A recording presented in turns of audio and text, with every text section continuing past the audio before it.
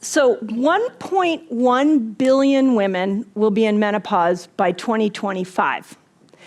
Oh, if a woman lives long enough, she will spend 40% of her life in menopause. Yet, we have no answers for women as we go through the menopausal process.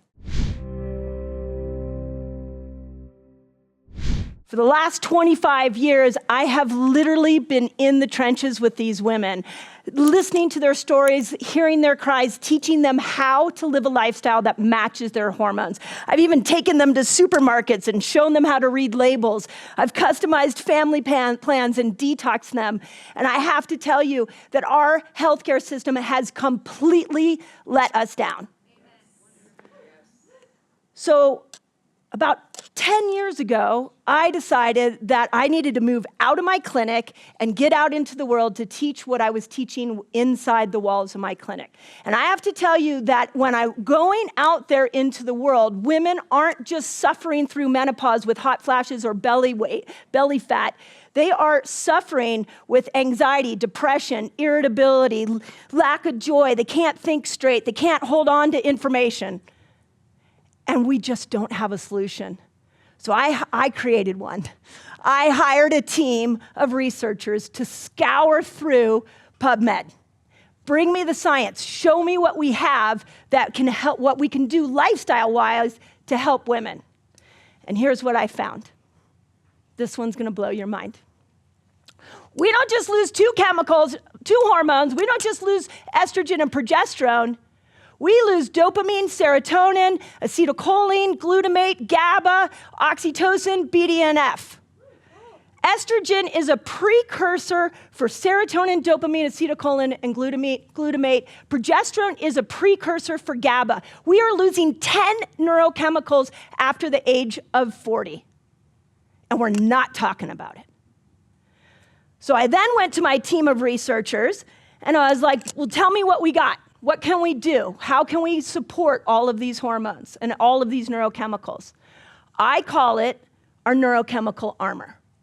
And the way that I look at the menopausal journey is that you go flying into 40 and you're like packed with your neurochemicals and life's great.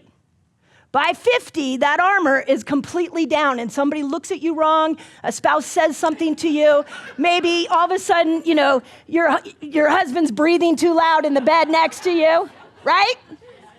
And there's a neurochemical reason for that.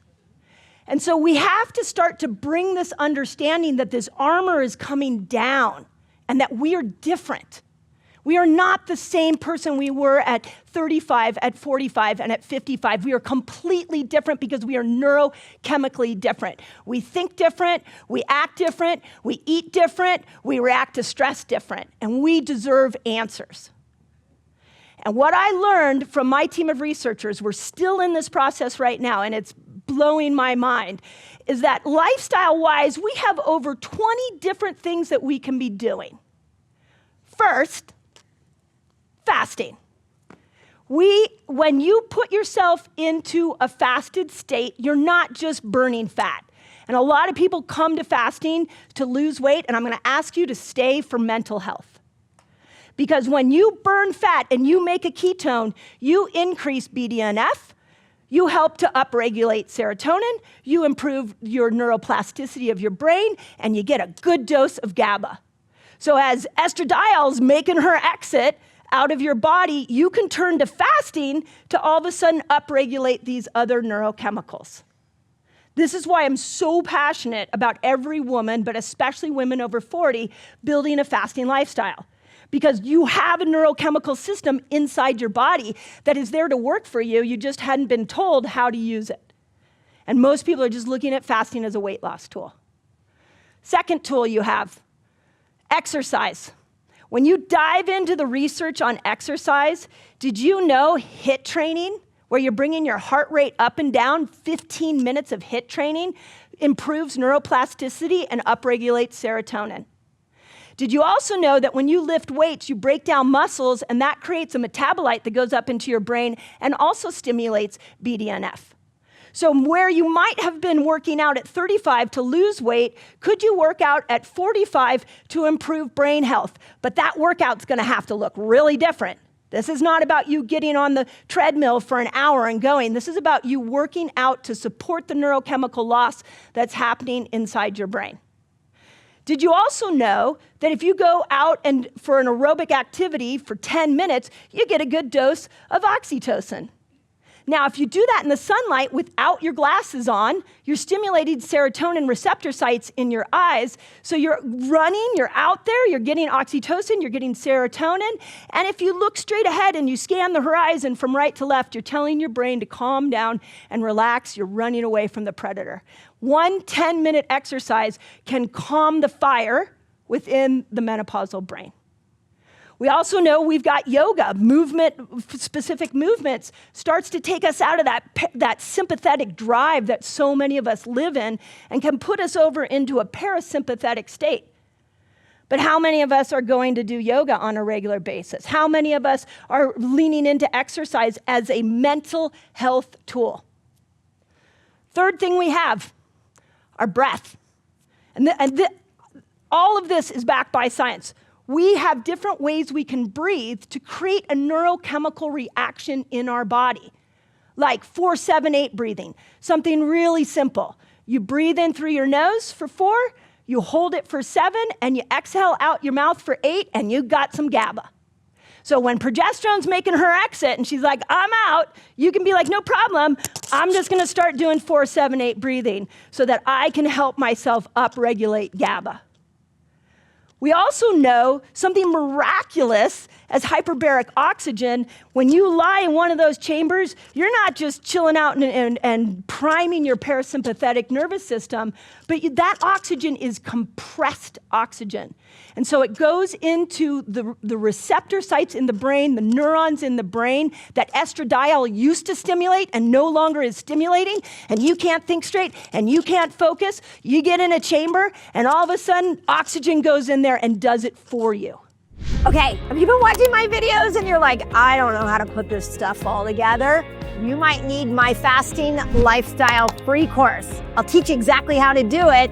Just click on the link below. It'll take it to you and it's absolutely free. My gift to you. Fourth thing we have is connection and community. Every time you go out into the world and you smile at somebody, you get oxytocin and they get oxytocin. Every time we rally around each other as women and we lean into each other and we support each other and we raise each other up, all the neurotransmitters I just talked about, dopamine, serotonin, acetylcholine, all of those based off of science, connection and community and telling each other amazing things, all of those get upregulated from human interaction with each other.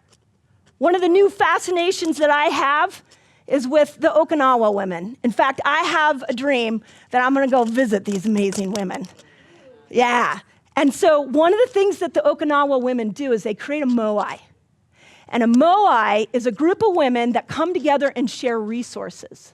They share knowledge, they share homes, they share families, they share love, they share play.